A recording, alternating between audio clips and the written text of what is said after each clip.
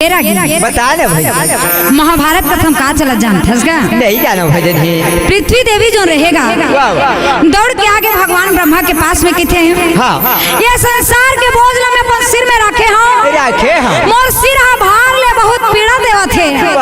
आप ले विनती है, निवेदन है, कृष्ण भी करके मोर भार ला कम कर दो कहेगा। भगवान ब्रह्मा की थी देवी तय हमर प्रयास लगा के आए हस। तोला निराश नहीं करन। ये पृथ्वी के भार ला हम जरूर कम कर लेबो देवी। कहिस कहानी का पृथ्वी देवी है चल दिस का। अच्छा अवे हर भगवान ब्रह्मा मारे क्रोध के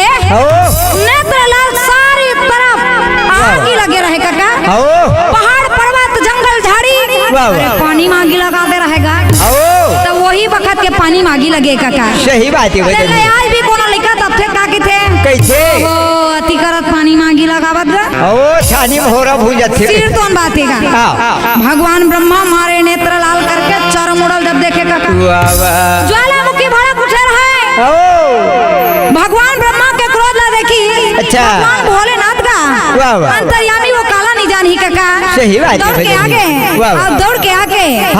दोनों हाथ जोड़ के भगवान ब्रह्मा के पास में कथे बरन बरन के वो मन बोले अपन बोलिया।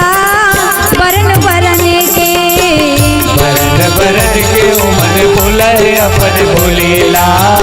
बरन बरन के बरन बरन के वो मन बोले अपन बोलिया। बरन बरन के वो मन बोले अपन बोलीला। बरन बरन के किस्म किस्म के बोली बोले दोनों हाथ जोड़ के किथे ब्रह्मदेव आप संसार के पालन करने वाला, संसार ला जन्म देने वाला, संसार ला उत्पन्न करने वाला, संसार ला जीवन देने वाला हो भैया। यदि आप मन को ये संसार ला ऐसा जला ले हो, ज्वालामुखी भड़का ले हो, यदि ऐसा संसार ला मार हो तो संसार के लोगन मन के का दशा होई, संसार के जीव जंतु के का दशा होई। दोनों हाथ ल जोड़े रहे काका कहे जैसन उत्पन्न करे हर विधि विधान ले वही विधि विधान ले। जब ये संसार के लोगन ललावे ही देवलोक में तब का महावन ही कहे रागी। अब ऐसन बोलत रहे भैया कैसन बोले बरन बरन के गा बरन बरन के बरन बरन के गा बरन बरन के बरन बरन के या बरन बरन के बरन बरन के गा बरन बरन के बरन बरन के वो मन बोले अपन बोलिया। बरन बरन के बरन के वो मन बोले अपन बोलीला। बरन बरन के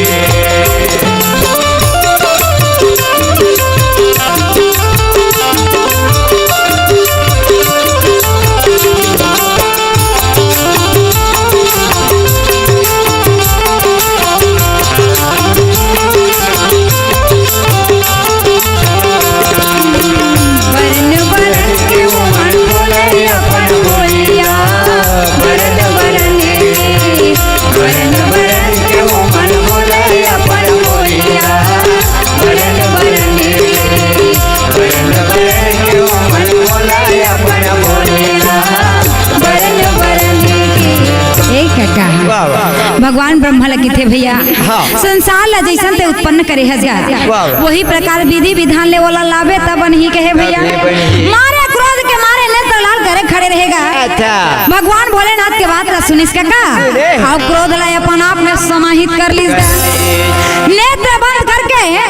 दोनों हाथ ला जोड़े मन में मंत्र वहन करके भगवान की स्तुति करके एक जने नारी ले उत्पन्न करे हवे काका। और नारी दोनों हाथ जोड़ के खड़ा हो गए जेना काला और लाल रंग के हवे काका। जेकर मुख जिभ्या आंख पीला रंग के है, स्वर्ण के आभूषण पहिरे है, कान में कुंडल, कमर कर धनिया, पाँव पैजनिया, गले में हार पहने, हाथ में कंगन पहिरे काका। सोना सोना का आभूषण पहिरे दोनों हाथ ला जोड़े खड़े भगवान ब्रह्मा ला प्रणाम करत हवेगा। भगवान भगवान ब्रह्मा बोला देखिस काका हाँ और देख के आवाज लगा के कहते हे मृत्यु देवी ये संसार में जितना भी लोगन है हाँ। वो सब के प्राण लहरे खातिर मैं तोला उत्पन्न करे हूँ करे। संसार में जितना भी लोगन है हाँ। वो कर प्राण लहर करते हैं मृत्यु देवी दोनों हाथ में जोड़े खड़े रहेगा अच्छा कहते भगवान संसार में मोला पाप से डर लगते है न्याय अन्याय से डर लगते सत्य असत्य से डर लगते मैं संसार में बिना कारण काकर हाँ। प्राण लहर के लाहू काकर मौत के कारण बन हो भैया आप ले विनती है प्रार्थना है निवेदन है आप मन कोई भी ऐसे उपाय करो जेकर से मोला पाप झल लगे मोर ऊपर दाग झल लगे मैं पवित्र रहूं भगवान ब्रह्मा कहते मोर आज्ञा के पालन नहीं करते हैं गलत तनिक भी लज्जा नहीं थोड़ा भी शर्म नहीं है तो में पृथ्वी देवी दोनों हाथ में जोड़े खड़े रहे कहते महाराज मैं आपसे कितना भी गुहार लगा तो आपके समझ में नहीं आते महाराज आप ले निवेदन है प्रार्थना है मैं ककरो भी मृत्यु के कारण नहीं बनना चाहूंगा आंख ले आंसू के धारा गुहावे काका कहते महाराज अब तो आप ला प्रसन्न कर लू ये वरदान लपा लू तभी मोर अंतस ला आराम मिल ही यही कारण लेगा मृत्यु देवी जो रहे वो नंदा नदी में चल दी और जाके भैया ये प्रकार ले तब करे म लगे हवे एक गोला टांगे दोनों हाथ ले जोड़े भगवान ब्रह्मा के तब करे म लगे हवे काका कई बरस ले कई हजार बरस ले मात्र वहाँ कंद मूल फल फूल खा के भगवान के तब करे कई बरस ले दूध के रस पी के भगवान के प्रार्थना करे आखिर में अपना अपना सर्वस्व में समर्पित कर दी इसका एक गोला टांगे दोनों हाथ न जोड़े जब भगवान के कई हजार वर्ष ले तब करेगा बड़े बड़े ऋषि महात्मा मना बोला देखे खातिर आए लगी इसका अत्ते बड़े तपसी कौन है अत्ते बड़े प्रतापी कौन है ज्ञानी कौन है यही कारण ले हाथ में कमंडल लिए काका आप कमंडल लेके का हाथ कमंडल वो दीदी मोरे जलन लागे भैया मोरे जवन लागे हाथ कमंडल वो दीदी मोर हाथ लागेगा भैया मोर चलन लागेगा हाथ कमंडल वो दीदी मोरे जलन लागे भैया मोरे जवन लागे हाथ कमंडल वो दीदी मोर चलन लागेगा भैया मोर चलन लागेगा हाथ कमंडल वो दीदी मोरे जलन लागे भैया मोरे जवन लागे हाथ कमंडल वो दीदी मोर चलन लागेगा भैया मोर चलन लागेगा जय हो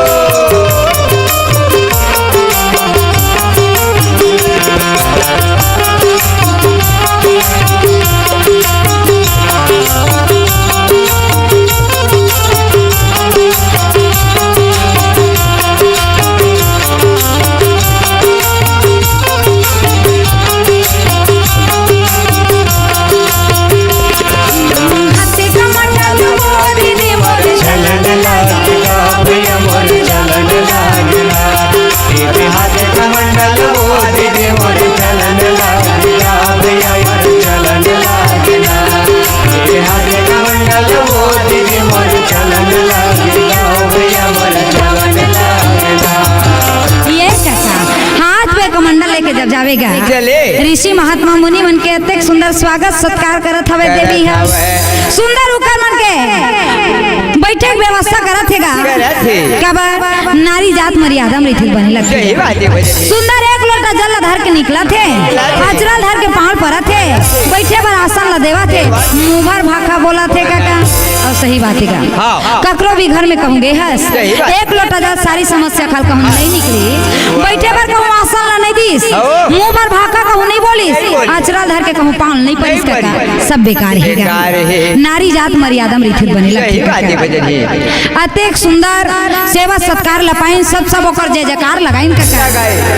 के सदा मृत्यु देवी की जय हो सदा मृत्यु देवी की जय हो सदा मृत्यु देवी की जय भगवान ब्रह्मा घलो प्रसन्न हो गए काका तीर में आगेगा और तीर में आके किथे देवी का वरदान मांगना चाहत हस मांग लेते हैं और सुनी तहली मृत्यु देवी के थे महाराज। आप मन के पास में वही आस लगा के आए हो मैं यहाँ जौन बखत आप ला बताए रहे हो आप मोला उत्पन्न करे होता के संसार में मैं ककरो मृत्यु के कारण नहीं बनना चाहूँ। भगवान ब्रह्मा के थे बेटी। अच्छा जा ये संसार में जितना भी लोग रही बोला 4 वर्ण में बांट देता मैं यहाँ जिन काम क्रोध मोह लोभ में फंसे रही वो सबके मृत्यु के कारण बनबे थे यहाँ। जिन अहंकारी रही क्रोधी रही पापी रही जेकर हृदय में कपट भरे रही ईर्ष्या करत रही मन के तौर कारण नहीं अपन कर्म के कारण मरी। जब ये बात ला बताइस गा और जौन जौन व्यक्ति सत्य के रद्दा में नहीं चली वो सब लाते हैं लाभे के हैं ये तोर आंसू बहाए तोर आंसू मैं एक कमंडल में रख ली हूँ। अब ये तोर आंसू ही कमंडल में जन भराए हैं लोगन के शरीर में ऐसा रोग पैदा करी कि लोगन लमोता जही कहेंगे तो सही बात है। संसार अपन कर्म के कारण मरथे का सही बात है। और वो तो शीर्तन कहेगा कि राम नाम हसार है बाकी सब बेकार रहेगा। जतका आए हैं तीन सब ला जाए पड़ते भगवान ब्रह्मा किते मन के जात ला देख ले गर्भ में रहते तका किते भगवान एक कनी बाहर निकाल दे तोरे चनाल जा पूजी और जब बोला बाहर निकाल दे था तब मात्र हमार नाम ला छोड़ के सबके नाम जपे देख रही स्थिति का के थे मन के जात जियत ले जवानी के मजा लेते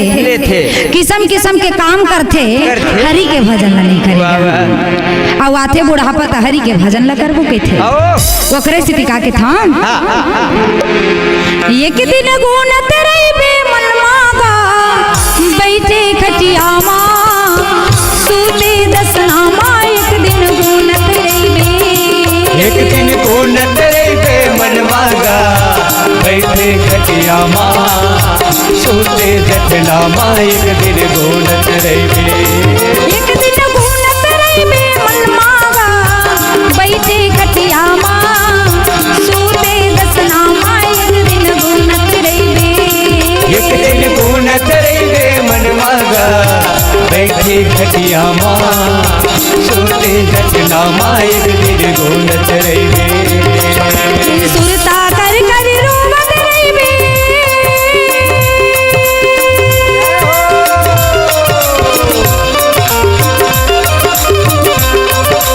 सुरता कर कर रोवत रहिबे परे परे खटिया मां एक दिन गुण तेरे मन मागा बैठे खटिया मां सूते दसनामा एक दिन गुण तेरे एक दिन गुण तेरे मन मागा बैठे खटिया मां सूते जठनामा एक दिन गुण तेरे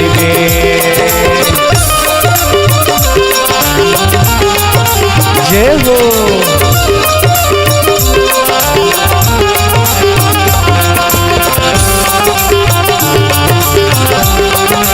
हरि बोल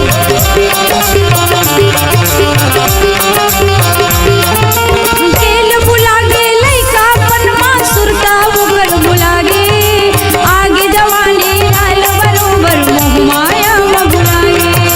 मोह माया में भुला गे भैया मोह माया में भुला गे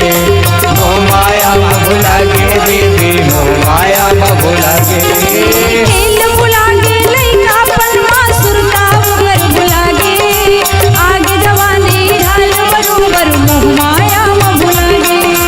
मोह माया में भुला गे भैया मोह माया में भुला गे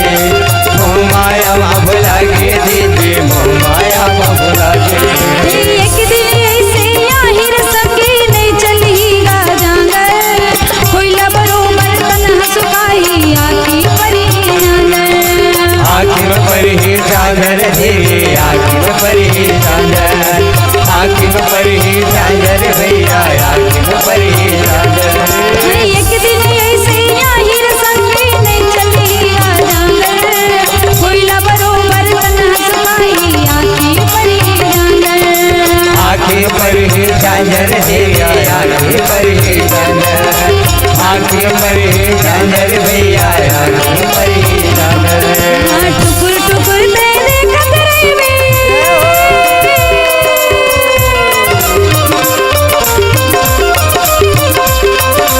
टुकुर टुकुर तेरे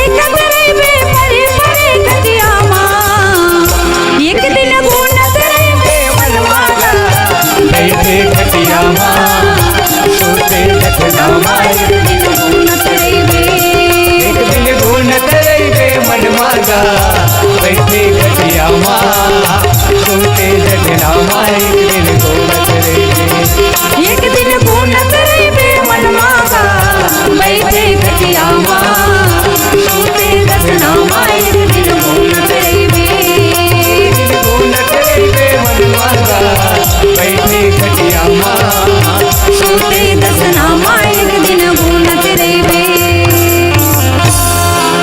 तो सही बात है, जवानी के राहत ले मन के जवानी के मजा लेथे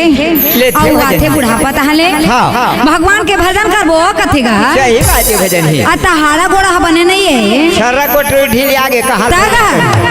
ओ खो खैया करा तहारी भजन करबो किथी कोनो नहीं जाने भैया सियाना शरीर है यही का नहीं यही देला है ना भजन हिन कथल के है बराहेगा फिर सियाना अवस्था यही का नहीं यही तेला मैं नहीं जाना भैया कहा जान लो भाई ओकरे स्थिति जवानी के रहत ले हरि के कीर्तन ला करना चाहिए भैया है ना लेकिन कतको मनखे मन ला देखथोगा हरि के कीर्तन करे भुला जाथे भुला जाथे है ना कतको जन ला देखता हूं अहंकारी हो जाते घमंडी हो जाते है ना तो ज्यादा अहंकार ज्यादा घमंड का काम के भैया सही बात है कतको बड़े रूपवान रही धनवान रही चाहे बलवान रही का वो सब ला मृत्यु देवी के प्रकोप ले सब जन ला वो पार जायला पर ही भैया जायला पर ही पृथ्वी लोक ला छोड़ के सब ला जायला पर ही तो घमंड का चीज के करना का ओकरे से तिकागत हम करे के दीन नहीं जगत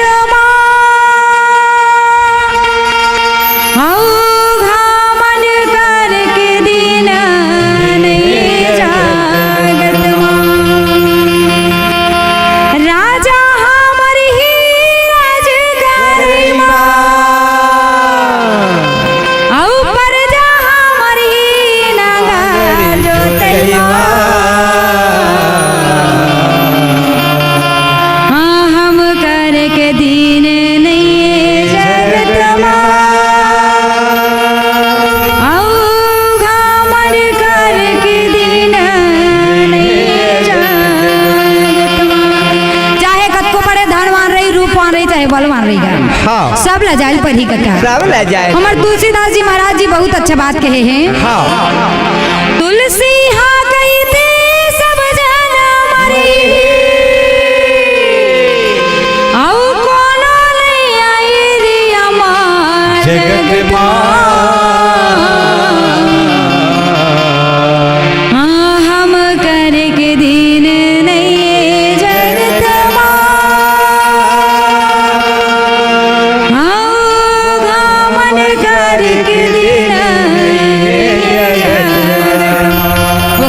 के कच्चा मट्टी तमूरा बने है काया के बने है का कच्चा मट्टी के तमूरा बने है काया के बने है कच्चा मट्टी के तमूरा बने है काया के बने है कच्चा मट्टी के तमूरा बने है काया के बने है कच्चा मट्टी के तमूरा बने है काया के बने है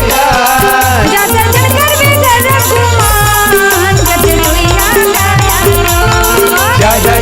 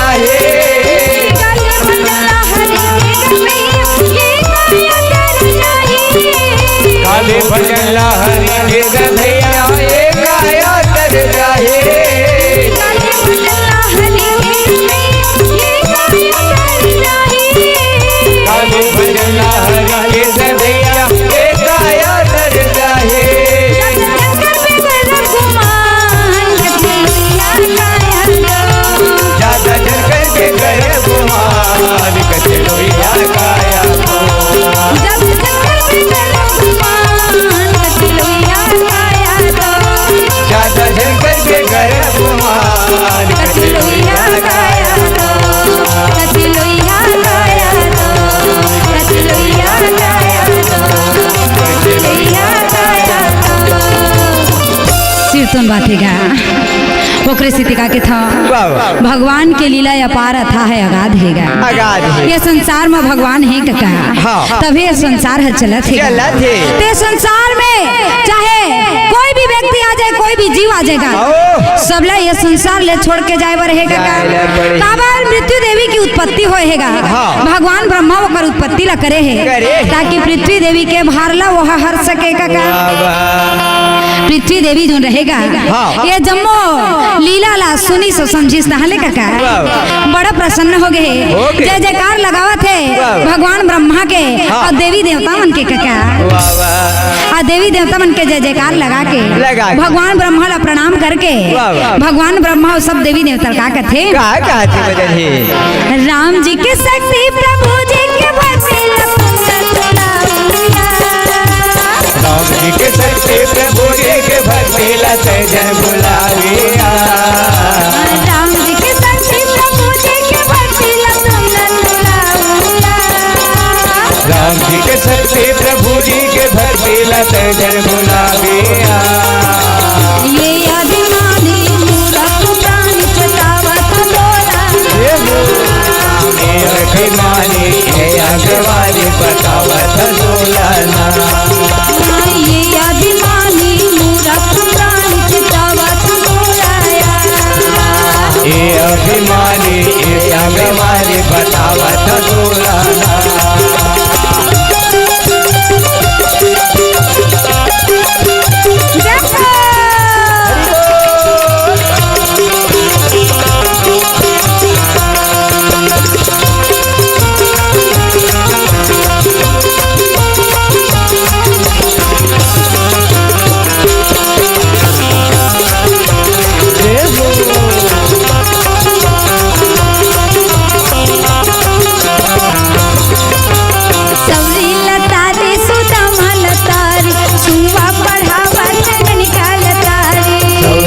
तारे सुधा माल तारे तुआ पढ़ावत घर काल तारे